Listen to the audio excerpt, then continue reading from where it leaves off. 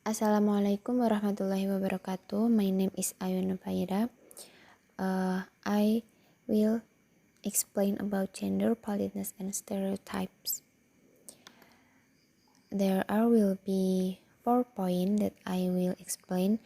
But the first is women's language and confidence. The second is features of women's language. The third is the linguistic construction of gender, and the last is sexist language.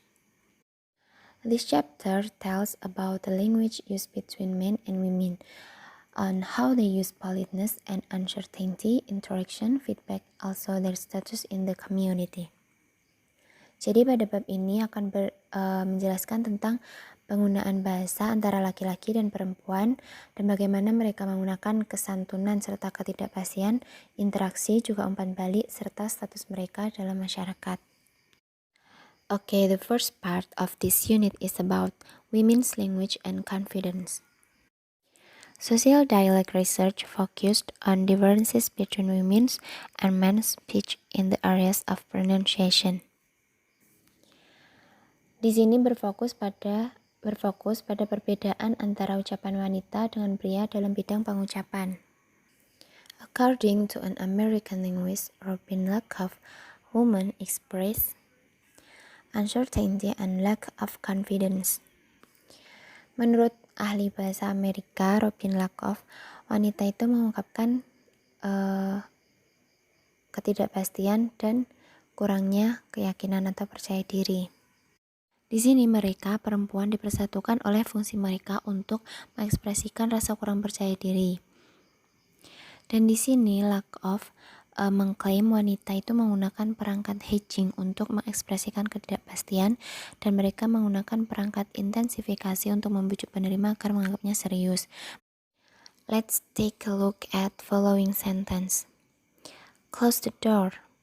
That's an adorable dog. Oh dear, the TV set's broken. I'll be damned, there is a friend of mine. I was very tired. I was so mad. My goodness, there's Pak Yanto Sudiman. Itu merupakan contoh-contoh ungkapan para wanita. Next, the speed at which an object falls. Lexical hedges or filler. For example, you know, sort of, well, you see. The second, tag question. For example, she's very nice, isn't she? Tag question is one of linguistic features. It focuses on the accuracy of the information giving.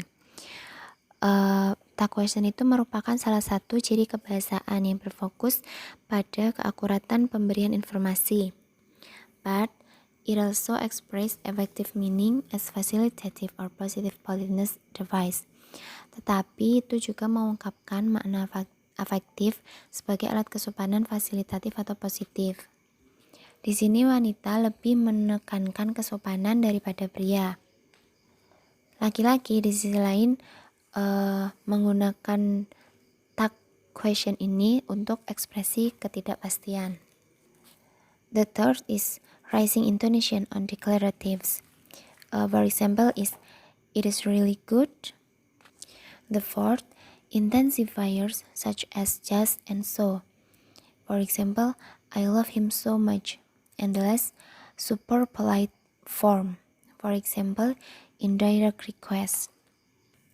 The second point is features of women's language. There are two language features used by women.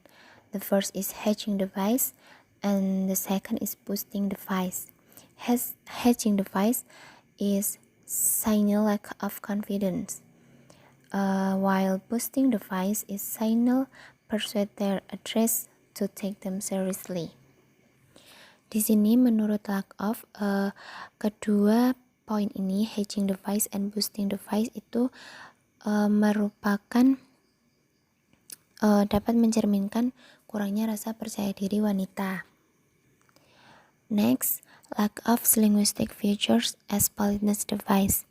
Using tag question, express uncertainty and doubt. Function, facilitative or positive politeness device, and soften directive or criticism. Next, the complex function of linguistic form. Meaning based on pronunciation, position in the utterance, kinds of speech act, to whom, who is using the utterance, and speech behavior, status. Selanjutnya itu fungsi kompleks bentuk linguistik. Yang pertama, makna atau arti berdasarkan pengucapan, lalu posisi dalam pengucapan, macam tindak tutur, kepada siapa yang menggunakan ucapan tersebut, serta perilaku bicara, yaitu sebagai statusnya. Next point is politeness. Women use more politeness device than the men. Wanita lebih banyak menggunakan bahasa kesopanan daripada pria. Misalnya ini man to man, fewer politeness, while man to woman, more politeness. Antara pria dan pria itu lebih sedikit sopan, sedangkan pria ke wanita itu lebih banyak sopannya. Social role or status-driven pattern of language. Peran sosial yaitu ada dua, statusful women and title men. Interaction. Interrupting behavior. Based on research, women got interrupted more than men.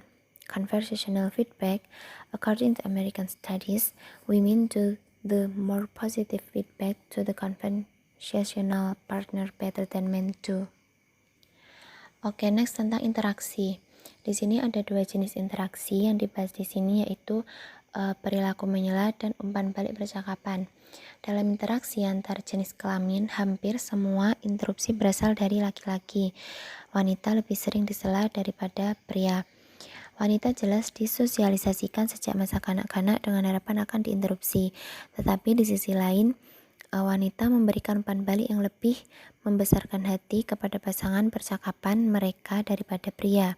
Perbedaannya yaitu cara berinteraksi antara perempuan dan laki-laki mungkin disebabkan oleh pola sosialisasi dan akulturasi yang berbeda. Gossip. Women gossiping and men gossiping. Women gossiping usually consists of experiences, problems, feeling. Avoid criticizing people in order not to make the atmosphere becomes discomfort. While men gossiping tend to argue about certain topics, criticize each other, and sometimes make the conversational partner feel down. Gossip itu menggambarkan jenis pembicaraan santai dalam kelompok yang terjadi di antara orang-orang dalam konteks informal. Dalam masyarakat barat, gosip didefinisikan sebagai omong kosong dan dianggap sebagai karakteristik interaksi wanita.